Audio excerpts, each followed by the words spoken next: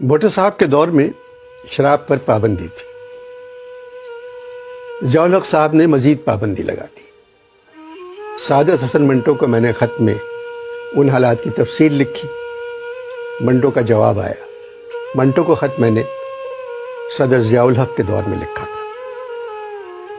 انور، زمین پر تم سے ملاقات نہیں ہوئی، مگر تمہارا خط پڑھ کر یوں لگتا ہے کہ ہماری صدیوں سے جان پہچان ہے۔ غالب کو جتنا تم چاہتے ہو اتنا ہی میں چاہتا ہوں۔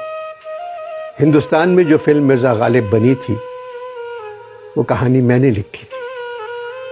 سریا مجھے پسند تھی، مگر مجھے معلوم نہیں تھا بھارت بھوشن مرزا غالب کا کردار ادا کریں گے۔ تمہیں پاکستان سے محبت ہے، مجھے بھی پاکستان سے محبت تھی۔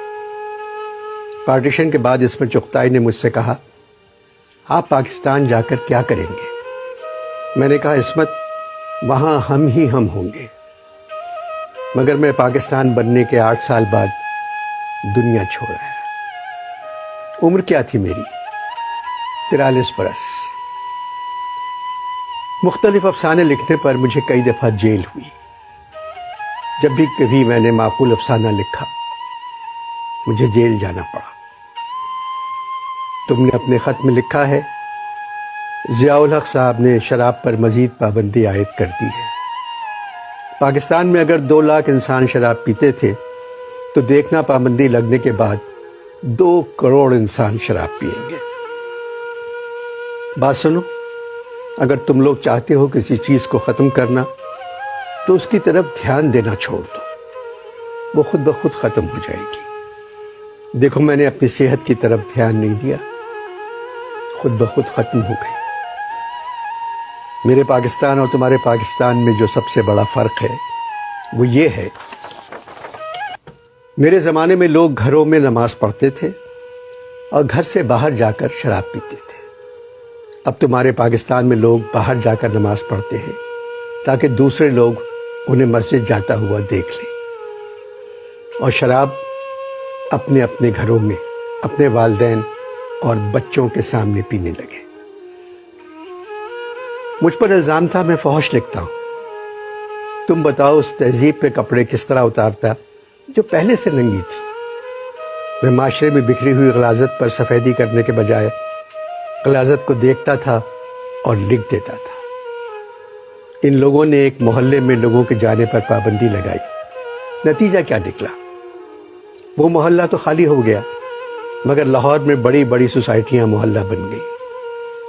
میں ہیرا منڈی جا کر عورتوں سے ان کی کہانیاں سنتا تھا، وہی کہانیاں میری تحریر بن جاتی تھیں۔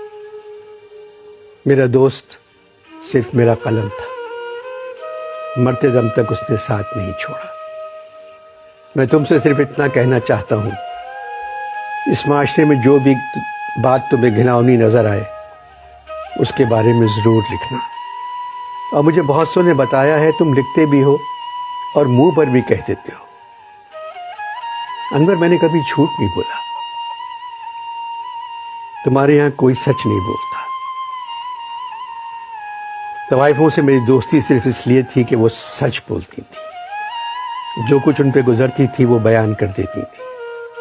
مجھے اپنے کرداروں سے ہمیشہ محبت رہی، اور تمہارے ملک میں بسنے والے جاہلوں کو نفرت، جبکہ اکثر ان جاہلوں سے میری ملاقات اسی محلے میں ہوتی تھی۔